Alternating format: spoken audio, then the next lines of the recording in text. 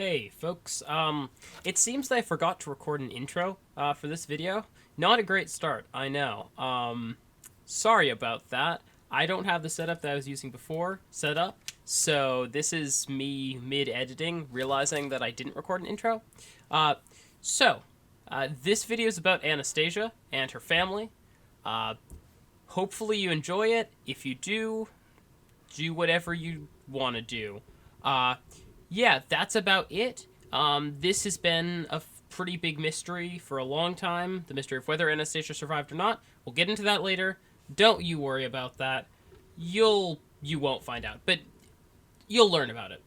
So yeah, without further ado, enjoy the video without the intro.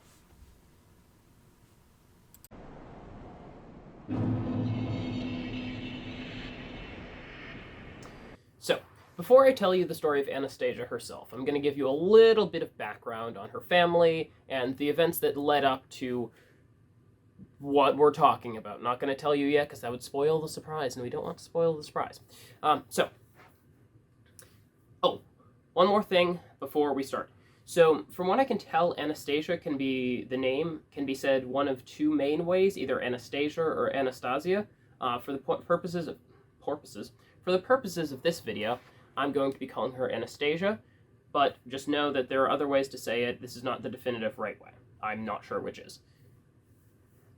So, I think that's all my bases covered. Here we go. So, Anastasia was part of the Romanov family in Russia. The Romanov dynasty is, as of this point, the last imperial dynasty to rule over Russia. The first Romanov took power in 1613, and up until 1917 they ruled over Russia. So, during that time, 18 different rulers ruled over Russia. The last one was Nicholas II, who is Anastasia's father. I wish I could say that the fall of the Russian dynasty was just old Nicky Boy being like, guys, it's been a good run, now I'm gonna leave, have a good time, everything is great, and they lived happily ever after. That isn't what happened. Would make a great story, though. So, the real events that led up to the fall of the Russian dynasty are much more complex and, well, to put it perfectly honest, just a wee bit less fun than that. But they are also very interesting and an important part of history to learn about, so that's what I'm doing today. First, as some of you may already know, Russia was an incredibly impoverished country around the turn of the 20th century. So this means everyone was poor, essentially. To give you a bit of scale, at the time of the year 1900, around 85% of the population was impoverished, which, it's a lot. That's not a good amount to have your country just be living in poverty. So, they weren't fans of that. This staggeringly large proportion is potentially on account of the governmental system that Russia had been following up until the mid to late 1800s. This system being serfdom, which, if you are a nerd like me, is a type of feudalism. Now, this isn't a deep dive into serfdom, but in general sense, what it was all of the poor people, the people that were peasants, were considered serfs and served, bad pun, I'm sorry, served the royalty and the rich people. So they would act as, not slaves, but servants, essentially, which they weren't fans of, justifiably. Not super nice. But, so, my guess would be that this system may have led to a large amount of poverty in the country, because you have this giant proportion of people that is pretty much staying in their, section at the bottom here, and so they just grow bigger and bigger. The amount of people that are in this impoverished level grow larger without really any hope of ever being able to get above that to a richer class. While the rich people, the ones all the way up here, there aren't many of them, but they're not having as many kids. So my guess would be that this snowballed over time and led to there being a really large proportion of serfs, not very large proportion of rich people. So anyway, not great system, didn't work well, serfs weren't a fan of it, can't really blame them. So in the year 1861, the Russian royalty made the decision to abolish serfdom, which on the surface seems like a great idea. But what it more ended up as, you remember Orbeez, those things that were on YouTube in like 2016, you remember those? So imagine you just take a bucket of those and then you just chuck it at the ground. And you're like, oh fuck, there's Orbeez everywhere. So imagine that. Except you're the Tsar of Russia, and the Orbeez are peasants. Instead of throwing them on the ground, you've just potentially incited a revolution by freeing them. Yeah, that's what happened. Can't say I'm shocked, but it wasn't great for him. So, okay. There's Orbeez all over the ground. There's peasants wherever. Stupid analogy, but you get the point. So, these peasants are all free, and the first thing they do... Well, okay, I'm exaggerating a little bit. They didn't immediately revolt. This was kind of the start in a chain of events which would lead to what we're going to talk about later, where, Russian Tsar loses power. But they didn't immediately revolt. At first, things were going fine. I mean, living in Russia at that point wasn't really great for anyone, even the Tsar. But, things were going not horrible. No one was... Massive amounts of people weren't dying. So, anyway, things were okay. But there were a few mistakes made by the Tsar, I would say. There were a few different decisions he made and conflicts he got into, which weren't probably the greatest idea. From all accounts I've heard, the Tsar was a really nice guy, just not cut out to be a leader, so don't blame him too much, but also... this was kind of his fault. There were a few different things that served as the proverbial nails in the coffin of the end of the Russian royalty. The first major issue is population bloomed even more. So these people that had just been freed, these peasants, were having more and more kids, which meant more and more fuel for the fire of people that were unhappy with Russian ruling. That, combined with the fact that they experienced a few different famines and general lack of food in this era, due to something I'll talk about in just a second, combined to mean that the peasants weren't super happy with how they were being ruled. They were not in the best situation, and the people that were ruling were doing a kind of shitty job, if I'm going to be honest. So this wasn't great. The peasants weren't super happy. They were not a fan of how this was going. But, what did happen... That was a bad segue. Sorry. But what was a problem? More of a problem? I don't know. There were a lot of problems. So there were wars. Lots of wars. And they weren't very good at wars. Russia kind of sucked at wars. So the first war that they fought was the Crimean War. This was kind of the cause and the root issue for a lot of the food shortages that they would experience. There were a couple different famines during this time. And also, when you have famines and you're trying to get people to fight for you, it doesn't work, because the people don't want to fight for you when you're having a famine, because it doesn't look good. So you can see how this was an issue for them. The Crimean War ended, and they're already not in a great state. But you know what puts you in a worse state? Fighting another war. So after that, they fought the Russo-Japanese War, in which they lost. Badly. There were, a lot of casualties, an embarrassing amount of casualties. I mean, I feel like talking about people dying, embarrassing might be the wrong word, but what I'm getting at is a lot of people died. This didn't look good. This was the 15th nail in the coffin for Russia at this point. This was, the 15th straw that broke the camel's back. There were a lot, it was going badly. And so, in 1905, something happened. What happened was... what is now referred to as the Bloody Sunday Massacre of 1905. So these guys were protesting, rioting, whatever you'd like to call it. They didn't have weapons, is the point. In front of the Tsar's Winter Palace. And they weren't a fan of this. So you know what you do when you aren't a fan of something and people are protesting? Yeah, you kill all of them. They killed all of them. It was a bad look. Killing hundreds and wounding more of unarmed protesters. Don't do it. So, that was bad. And you know what happens when you make really bad decisions as a ruler? Your people have a revolution. So, this was the first revolution. Wish I could say it was the only one. It wasn't.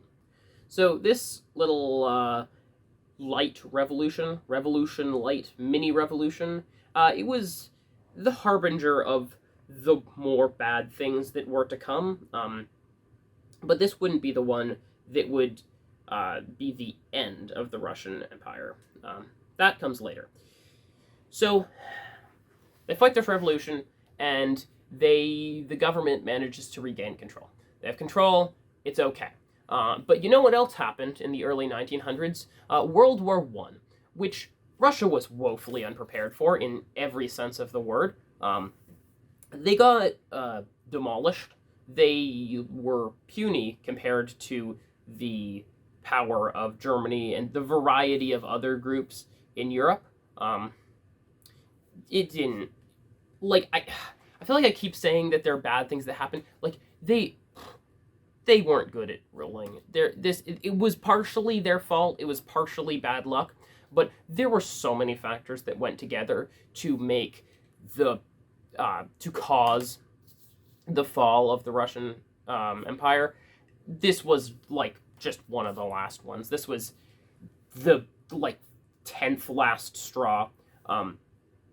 So World War I is in full swing, and there was a guy in Russia at this point by the name of Rasputin. I haven't really talked about him up until now, and I'm not really going to that much. He's a fascinating guy with a fascinating life, deserving a much more in-depth video. Anyway, Rasputin's a guy. So he was supposedly like a little mystical magic man. He did lots of stuff. He had lots of sex. It was a weird guy.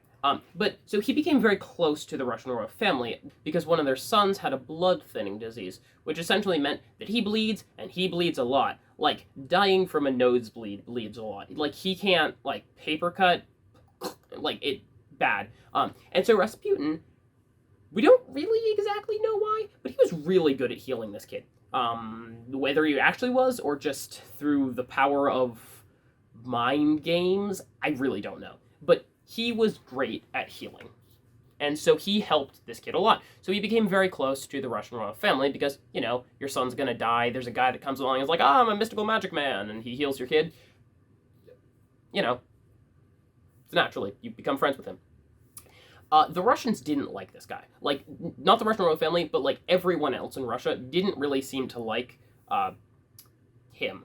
In combination with the Tsar, old Nicky boy that we talked about earlier, leaving to command the troops that were fighting World War I at this time, that only left the Tsarina and, you know, the magic sex wizard to be in Russia. And neither of them were popular.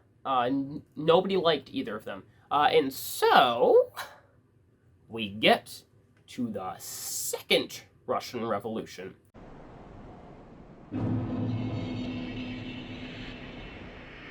So, these guys were pretty unpopular with most of Russia.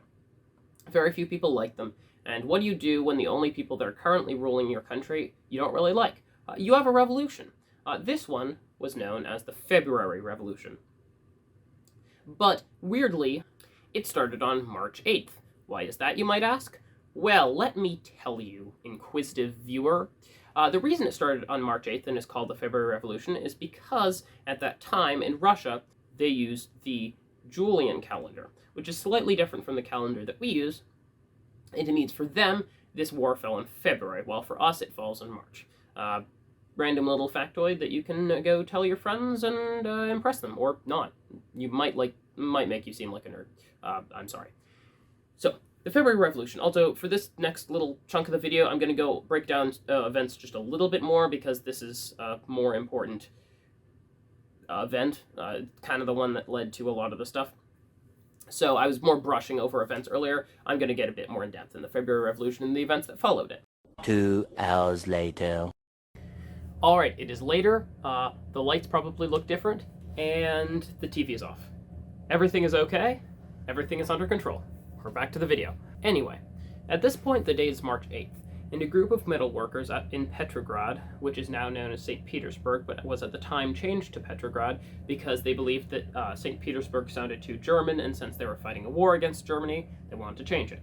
So they are in Petrograd, and they're protesting against the amount of work they're having to do. Because of the war effort, there was an increased amount of labor that was going on, and probably an unfair compensation for it. I'm assuming that, although I'm not sure, I haven't researched that. But so they're protesting for this. The next day, they're joined by a group of women that are protesting on International Women's Day. And in the following days, they are joined by many more groups of people, to the point where they had about 200,000 people protesting in Petrograd. So the Tsar naturally wasn't a fan of this, because the people at this point had turned to protesting against him, had turned to saying, like, bring down the king, which isn't, or Tsar, sorry, wrong word, bring down the Tsar, like, he isn't doing a good job, which, to be fair, he wasn't, but that's not really the point. He wasn't a fan of this, and so he orders the leader of the garrison in Petrograd to arrest these people and use as much force as necessary to stop them from protesting. The leader of the garrison did not do that. In fact, he and his entire group joined the protest, which just, I love that. That's hilarious to me. Like, God, imagine your superior, your king, your leader, your czar is like, hey, I need you to do this specific thing. And you're like, nah, fuck you. And you just don't. You just do the opposite. Like, I mean, it worked, but, like, imagine if it didn't. Like, you'd be hanged. You'd be, like, I don't know. I find that very funny and very interesting. But anyway, so he joins the protest. His entire group joins the protest, and at this point, it seems as if the king kind of gave up. He ran out of steam. This had been a lot. There had been a lot of things, and he was tired. So he abdicated the throne, which essentially means he steps down and he removes his family from the lineage of the throne. So his son isn't going to become king. He has no heritage to the throne. So he leaves. And this is where things get a little bad for the family. Things weren't good. They were... I apologize. Civil war breaks out in Russia. And so one side of them, I believe the Reds, as they're called, take the family captive. They take them hostage, and they keep them in a safe house. And this is where I'm going to get to Anastasia. So, for Anastasia, I'm going to start at the beginning. So this little bit of the story will be running parallel to the story I've told before. Anastasia Nikolaevna Romanov, which is a very hard name to say, I apologize if I butchered that, was born on June 18th, 1901, to the aforementioned Tsar of Russia and Alexandra, his wife. From all reports, she was a very high-spirited and mischievous child for most of her early life. At some points, potentially going a little bit too far. There's one story that I read about, I'm not sure if it's true, but where she hit a rock inside of a snowball and threw it at one of her sisters, which is not particularly nice. I assume that would hurt. I've never had a rock snowball thrown at me, but if I had to guess, I don't think that's going to feel the best. So while Anastasia may have been mischievous during her childhood, it seems that she was the fourth of 4 sisters, and her parents really hoped that she was going to be a son, and they were quite disappointed when she wasn't. So that may have been part of the driving force for her to act out when she was younger. Not positive about that, don't have any evidence for that, but that's just an educated guess. But she was mischievous. She would play pranks on her tutors, but she seemed to be a nice and good person for her early life. And that continued through God.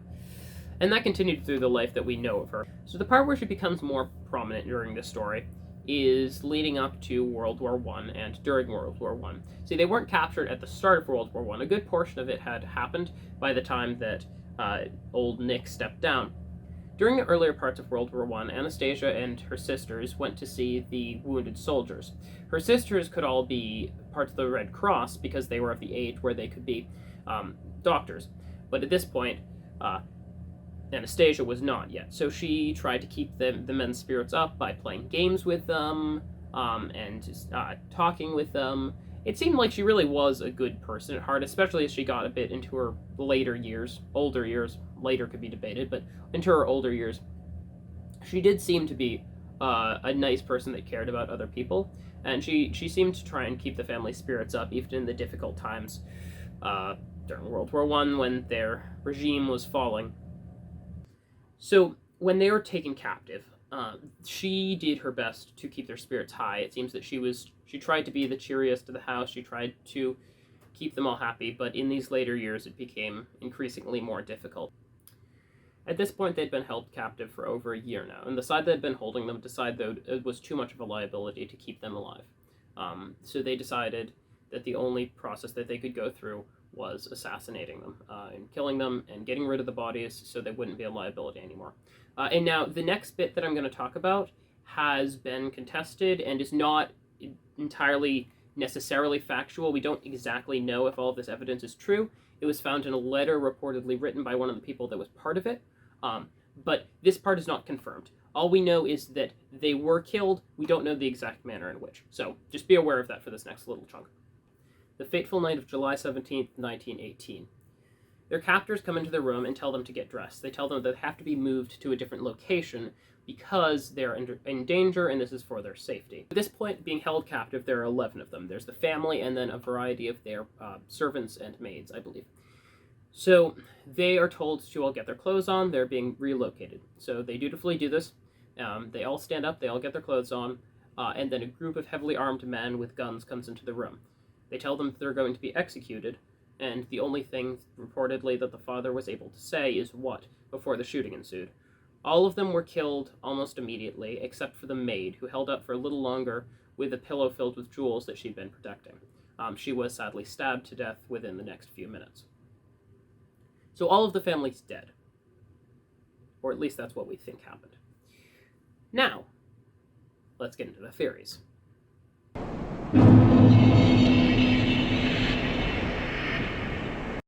Alrighty, now that we're of depressing territory, let's chat about some theories surrounding the assassination of Anastasia. Before we start,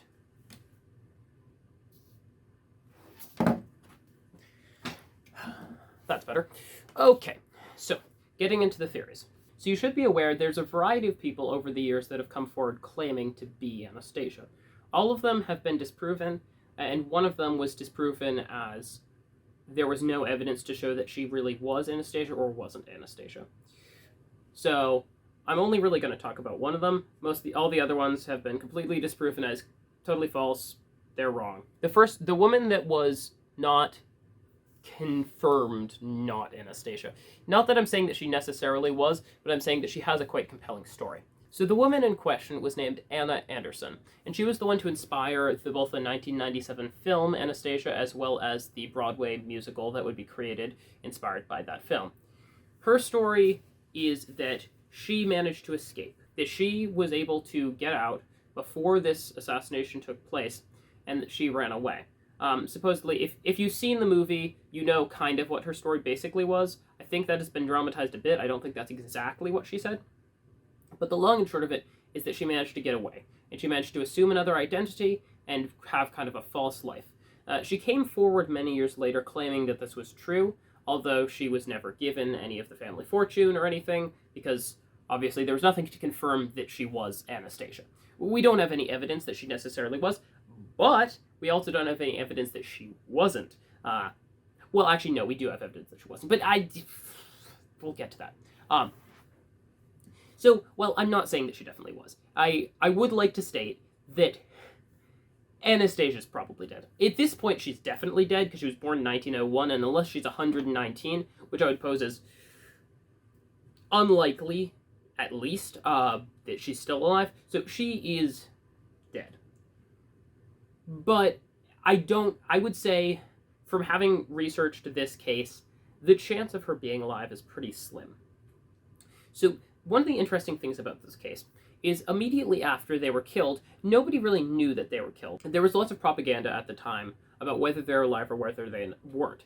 It was not confirmed until much, much later, 1991, that most of them were in fact dead, when 9 bodies were found in a mass grave. These bodies were identified as the group and were DNA tested to match them. So it can be pretty safely assumed that these 9 bodies were indeed most of them. The 2 that were not found was the only son, Alexei, and potentially Anastasia, or maybe her sister Maria. We don't exactly know which one of them wasn't found, but it was probably Maria, because Anastasia's still alive. I have a tinfoil hat on. I'm right. Trust me. My hat is... Oh, Jesus. Fuck. Everything's fine. So then, in 2007... I give up. I'm not wearing the hat. In 2007, 2 more bodies were found in a grave nearby. They matched the description of Alexei and one of the young sisters. But maybe it wasn't. How about that? It might not have been. Trust me, bro. So I would say it's pretty likely that the body that was found was Alexei. Although the other sister, well, she did match the age range, was never confirmed 100% to be Anastasia, so there's still a chance that it wasn't her. I would say it probably was, but there's a chance. Be aware that there is a chance that it wasn't Anastasia, and that Anastasia lived a happy life and went off and married a guy. I feel like I should have seen the movie. I'm making a video about it, Jesus Christ. But yeah, there's a chance that it wasn't, although it probably was. They were found to have some link back to the royal family, so, like, there weren't that many people with links to the royal family. What I'm trying to get at is it was Anastasia. Like, it was Anastasia. If I'm gonna be honest, it was Anastasia. But it was never confirmed, and it still has been contested up until recently whether or not it was Anastasia. Interestingly, recently, 2015, the Russian Orthodox Church reopened the case. So, they thought that there was enough evidence to warrant a reinvestigation. They were not conclusive on whether or not the body was indeed Anastasia, but they did try. So that says something for the validity of the argument that Anastasia could still be alive. That's about all the evidence we have. Sadly, there isn't... It's an interesting story, and I know the meat of this video will probably end up being the backstory, but I think it's an interesting thing to think about. It's interesting to learn about these historical events, and whether or not I convinced you that the body was indeed Anastasia, or the body wasn't Anastasia, and Anastasia still lived, and everything that happened in the movie is true, and Anna was indeed Anastasia, and everyone just thought she was crazy. Whatever you believe, at the end of the day, thank you for watching. It was a lot of fun to research this video. I hope you found this nearly as interesting as I did, and that's about it. So, have a wonderful day, and sayonara.